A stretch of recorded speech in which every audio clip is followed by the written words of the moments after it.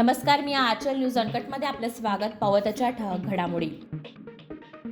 आमदार अपात्र प्रकरणी विधानसभा अध्यक्षांनी दिलेल्या निर्णयाविरोधात ठाकरेंची सर्वोच्च तर शिंदे गटाची हायकोर्टात याचिका दाखल.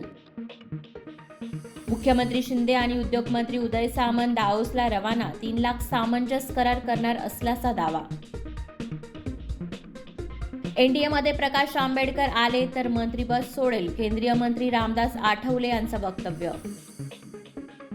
बसपा लोकसभा निवडणूक स्वबळावर लढणार, मायावती यांची घोषणा.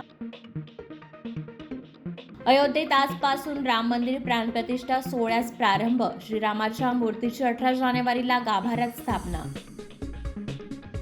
गेल्या 9 वर्षात 24.82 कोटी भारतीयांची दारिद्र्यातून मुक्तता, नीती आयोगाची माहिती.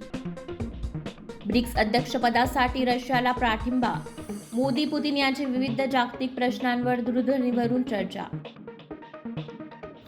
नियंत्रण रेषेवर घुसखोरी वाढली, दहशतवाद ठेचायला भारतीय जवान सज्ज, लष्कर प्रमुखांची माहिती. घराणेशाहीतला सत्ता संघर्ष टिपणारा लोकशाही या मराठी चित्रपटाचे पोस्टर प्रदर्शित.